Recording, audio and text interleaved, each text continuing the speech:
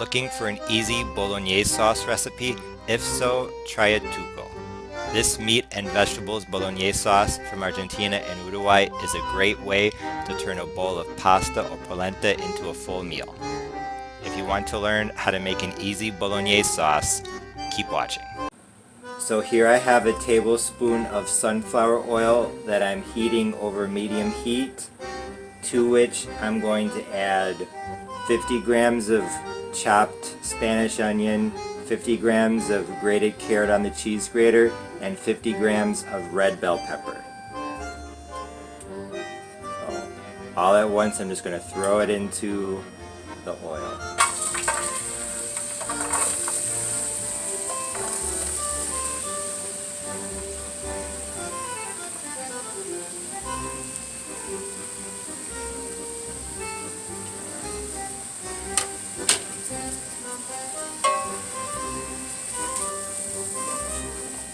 Now I'm going to saute about 4 to 5 minutes.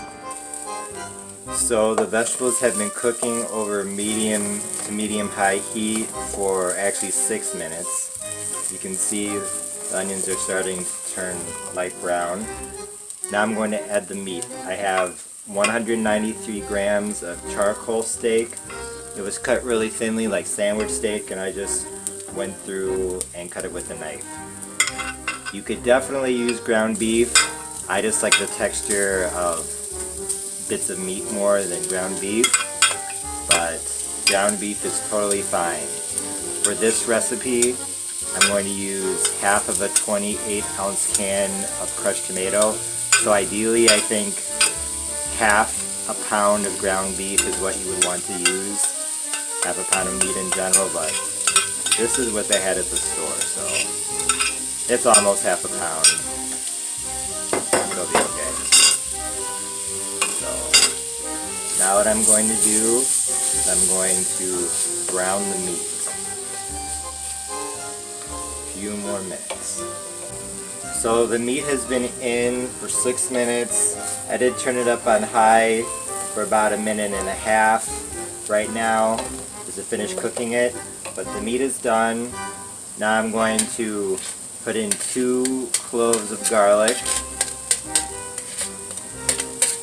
chopped very finely. If you have a garlic press, feel free to use that.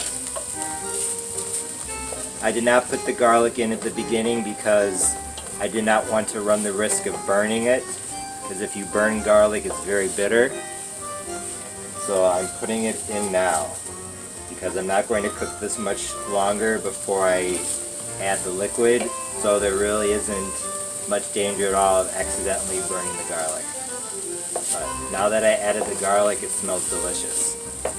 As you can see, there are some burned bits here on the bottom of the pan, especially here. So I'm going to deglaze the pot. What I'm going to do is I'm going to add a liquid.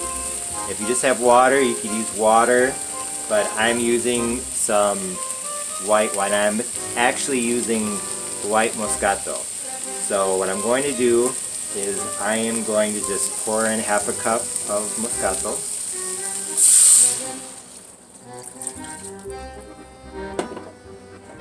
I'm going to scrape the bottom of the pot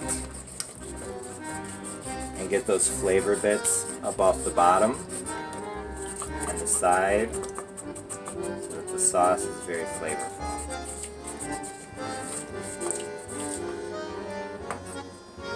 See those flavor bits? They're coming up off the bottom and off of the side now. The sauce is very, very flavorful. And now for the tomato. Half of a 28-ounce can of crushed tomato, along with half a cup of my homemade vegetable stock. Pour it into this bowl to help clean out crushed tomato that's still stuck to the bowl. And now that everything is in the pot, I'm going to cook it over medium heat, covered for really at least half an hour, but minimum an hour for the flavors to really come together. but if you really want it to be really good, 1.5 to even 2 hours. In Argentina, this easy Bolognese sauce recipe, or Tuco, is often served with polenta. The terminology might be getting a bit confusing, so let me explain.